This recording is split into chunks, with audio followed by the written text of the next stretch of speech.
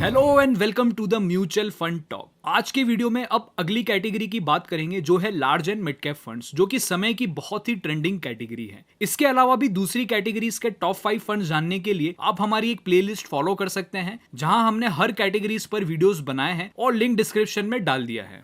Large and mid cap category mutual fund में एक नई कैटेगरी है। देखने में तो ये मिड कैप फंड जैसी ही लगती है, पर इन फंड्स में 35% मिनिमम एलोकेशन लार्ज कैप में और 35% एलोकेशन मिड कैप में होना ही चाहिए। इसलिए इन फंड्स में लार्ज कैप एलोकेशन से फंड के रिटर्न स्टेबल रहते हैं, क्योंकि लार्ज कैप मार्केट के बूम फेज में भी सपोर्ट करते हैं और डाउन ट्रेंड में भी लार्ज कैप से पोर्टफोलियो सेफ रहता है। पर अभी इंडिया में small and mid cap companies में अच्छी ग्रोथ है। सो अगर इन्वेस्टर्स को लार्ज कैप के साथ अच्छी क्वालिटी मिड कैप्स में इन्वेस्ट करना है, जो कि जल्दी ही लार्ज कैप कंपनीज बन सकती है, तो उनके लिए ये कैटेगरी बेस्ट है। सो ये कैटेगरी बिगनर्स, क्वालिटी कंपनीज में इन्वेस्ट करने वाले इन्वेस्टर्स और थोड़ी सी रिस्क के साथ अच्छे रिटर्न्स की डिमांड करने वाले इन्वेस्टर्स के लिए बेस्ट है। अभी फिलहाल कैटेगरी में 29 फंड्स है, पर हमने टॉप 5 परफॉर्मिंग फंड सेलेक्ट किए हैं। इन फंड्स का सिलेक्शन हमने अच्छे historical track record, current performance, fund की इन्वेस्टिंग स्ट्रेटेजी और करंट पोर्टफोलियो की क्वालिटी के बेसिस पर किया है। सो टॉप 5 फंड्स हैं: Mirae asset emerging blue chip fund, Canara Robeco emerging equity fund, Axis growth opportunities fund,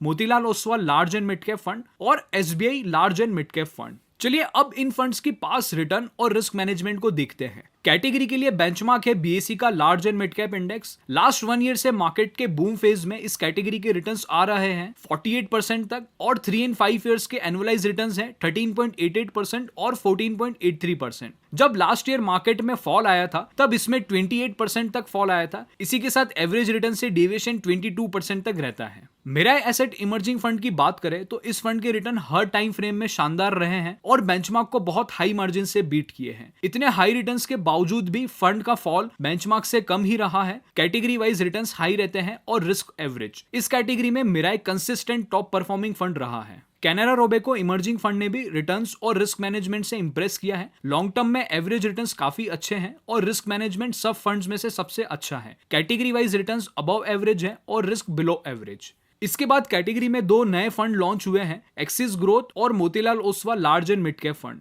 दोनों फंड्स में लास्ट 1 ईयर में परफॉर्मेंस शानदार रही है, पर अभी रिस्क मैनेजमेंट का डेटा नहीं आया है। लास्ट फंड एसबीआई का है और इस फंड में भी लास्ट 1 ईयर में रिटर्न्स अच्छे हैं 60% तक। लॉन्ग टर्म में भी रिटर्न्स बेंचमार्क से अच्छे हैं, पर हाँ फंड में फॉल ज्यादा रहा है, इसलिए ये फंड कैटेगरी में थोड़ा सा रिस्की लगता है। कैटेगरी वाइज रिटर्न और रिस्क दोनों ही अबव एवरेज है। परफॉर्मेंस के बाद अब सबसे इंपॉर्टेंट सेक्शन में चलते हैं, जो कि है फंड की इन्वेस्टिंग स्ट्रेटेजी और पोर्टफोलियो की quality. Mirae asset emerging equity fund growth style investing में बिलीव करता है और फंड का रिसर्च प्रोसेस बहुत ही डीप है एंड वेल डिफाइंड है। स्टॉक सिलेक्शंस के लिए ये bottom up research process follow करते हैं। अच्छे return on equity, strong corporate governance और रीजनेबल स्टॉक प्राइस वाली कंपनीज प्रेफर करते हैं। पोर्टफोलियो मैनेजमेंट पैसिव है, यानी लंबे समय तक पोजीशन होल्ड करके रखते हैं। अभी market cap wise allocation mandate wise ही है और बाकी का एलोकेशन जाइन कंपनीज में है। सेक्टर वाइज फाइनेंशियल्स में ओवरवेट है और इसी के साथ डिफेंसिव सेक्टर्स में अच्छा खासा एलोकेशन है। Canara Robeco emerging equity fund की इन्वेस्टिंग स्ट्रेटेजी ब्लेंड है, यानी ग्रोथ और वैल्यू दोनों स्टाइल ही फॉलो करते हैं, पर इनका रिसर्च प्रोसेस इंटरेस्टिंग है। टॉप डाउन और बॉटम अप रिसर्च प्रोसेस दोनों ही यूज करते हैं इन्वेस्टमेंट आइडियाज के लिए। कंपनीज के अंदर ये मार्केट लीडर,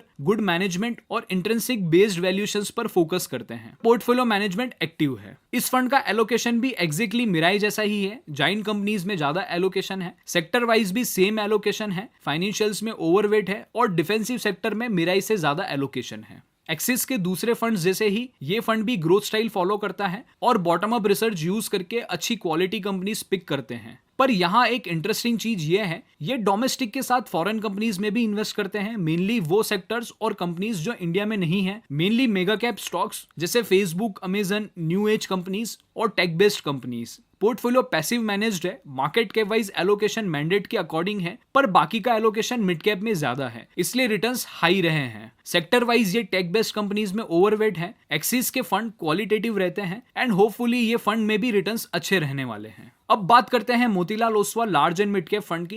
इनकी इन्वेस्टिंग स्ट्रेटेजी इंटरेस्टिंग है। ये क्वालिटेटिव ग्रोथ के साथ प्राइस और वैल्यूएशंस पर भी फोकस करते हैं। खास बात ये है कि ये large and mid cap stocks pick करने में स्पेशलिस्ट है, क्योंकि ये मार्केट लीडर्स और अच्छे फंडामेंटल्स पर फोकस करते हैं और पोर्टफोलियो मैनेजमेंट पैसिव रखते हैं, like buy and hold strategy पर बिलीव करते हैं। एलोकेशन स्ट्रेटेजी के लिए एसेंशियल सेक्टर्स में 34% और बाकी रिकवरी प्ले सेक्टर्स में 66% एलोकेशन रखा है। अभी मार्केट के wise allocation large and mid cap stock stocks में ही है और सेक्टर वाइज फाइनेंशियल्स और फार्मा में ज्यादा है, इसलिए फंड के रिटर्न स्टेबल रह सकते हैं। लास्टली एसबीआई के large and mid cap funds की बात करें तो इन्वेस्टिंग स्ट्रेटेजी मिक्स है, यानी growth and value style. Research के लिए टॉप डाउन और बॉटम अप रिसर्च फॉलो करते हैं ताकि अच्छे ट्रेंड्स फाइंड कर सके। लार्ज कैप में ये पोटेंशियल लीडर्स दिखते हैं फॉर स्टेबिलिटी और मिड कैप कंपनीज में ये इमर्जिंग लीडर्स पर फोकस करते हैं। पोर्टफोलियो मैनेजमेंट एक्टिव है। एलोकेशन देखें तो दूसरे फंड से अलग है क्योंकि मैंडेट के अलावा बाकी का एलोकेशन स्मॉल कैप्स में रखा है, जिससे फंड के रिटर्न्स हाई रहते हैं और रिस्क भी हाई हो जाती है। फंड का मेजर एलोकेशन कंज्यूमर सिक्लिकल और फाइनेंशियल्स में ज्यादा है, इसी के साथ इंडस्ट्रियल्स में भी एलोकेशन ज्यादा है। इंडिया की लॉन्ग टर्म कैपेक्स साइकिल्स में इस फंड के बहुत अच्छे रिटर्न्स रह सकते हैं। सभी फंड्स की इन्वेस्टिंग स्ट्रेटेजी देखने के बाद अब फाइनली सजेशंस की बात कर लेते हैं।